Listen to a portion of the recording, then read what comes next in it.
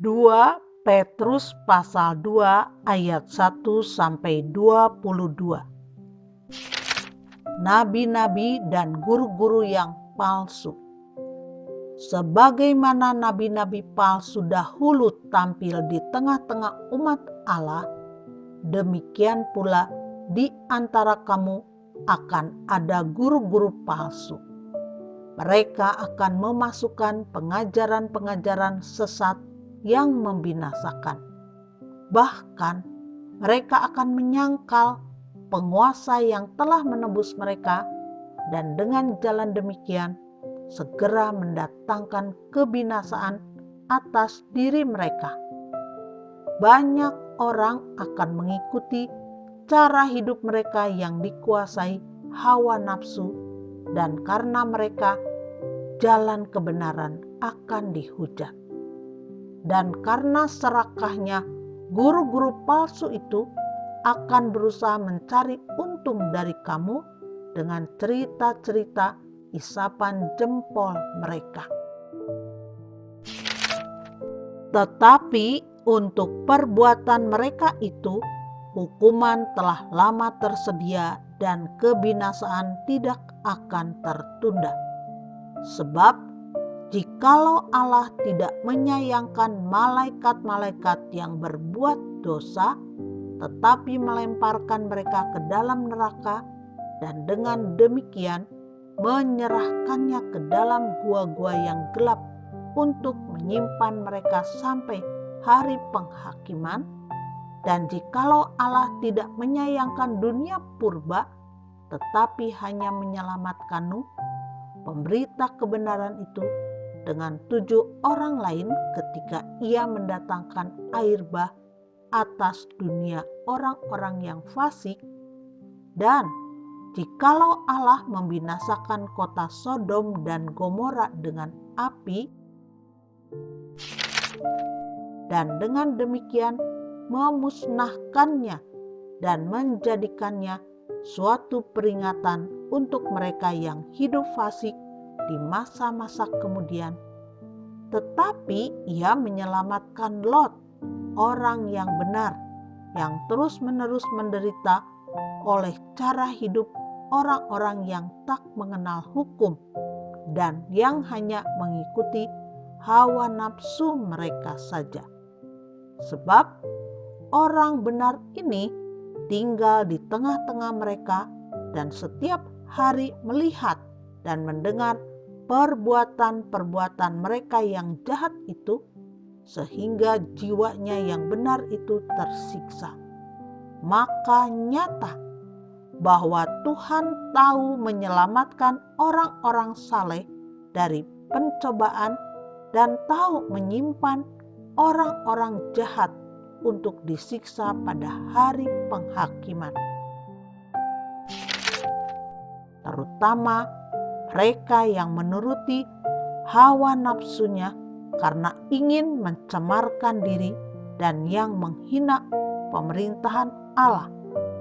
Mereka begitu berani dan angkuh sehingga tidak segan-segan menghujat kemuliaan. Padahal malaikat-malaikat sendiri yang sekalipun lebih kuat dan lebih berkuasa daripada mereka tidak memakai kata-kata hujat kalau malaikat-malaikat menuntut hukuman atas mereka di hadapan Allah. Tetapi mereka itu sama dengan hewan yang tidak berakal, sama dengan binatang yang hanya dilahirkan untuk ditangkap dan dimusnahkan. Mereka menghujat apa yang tidak mereka ketahui, sehingga oleh perbuatan mereka yang jahat, mereka sendiri akan binasa seperti binatang liar dan akan mengalami nasib yang buruk sebagai upah kejahatan mereka. Berfoya-foya pada siang hari, mereka anggap kenikmatan. Mereka adalah kotoran dan noda yang mabuk dalam hawa nafsu mereka kalau mereka duduk makan minum bersama-sama dengan kamu.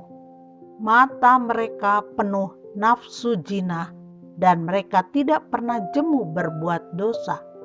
Mereka memikat orang-orang yang lemah.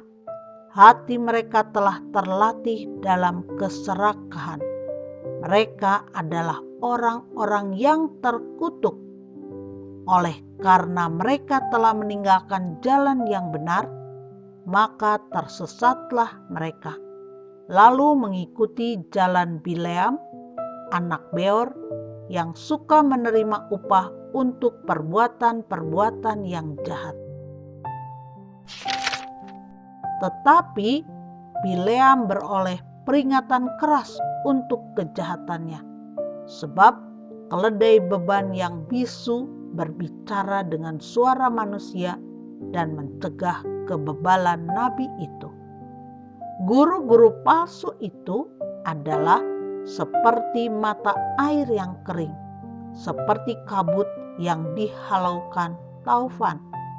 Bagi mereka telah tersedia tempat dalam kegelapan yang paling dahsyat. Sebab mereka mengucapkan kata-kata yang congkak dan hampa dan mempergunakan hawa nafsu cabul untuk memikat orang-orang yang baru saja melepaskan diri dari mereka yang hidup dalam kesesatan. Mereka menjanjikan kemerdekaan kepada orang lain, padahal mereka sendiri adalah hamba-hamba kebinasaan. Karena siapa yang dikalahkan orang, ia adalah hamba orang itu. Sebab jika mereka oleh pengenalan mereka akan Tuhan dan Juru Selamat kita Yesus Kristus telah melepaskan diri dari kecemaran-kecemaran dunia, tetapi terlibat lagi di dalamnya, maka akhirnya keadaan mereka lebih buruk daripada yang semula. Karena itu, bagi mereka adalah lebih baik jika mereka tidak pernah mengenal jalan kebenaran daripada mengenalnya, tetapi kemudian berbalik dari perintah kudus yang disampaikan kepada mereka. Bagi mereka cocok apa yang dikatakan peribahasa yang benar ini. Anjing kembali lagi ke muntahnya, dan babi yang mandi kembali lagi ke kubangannya.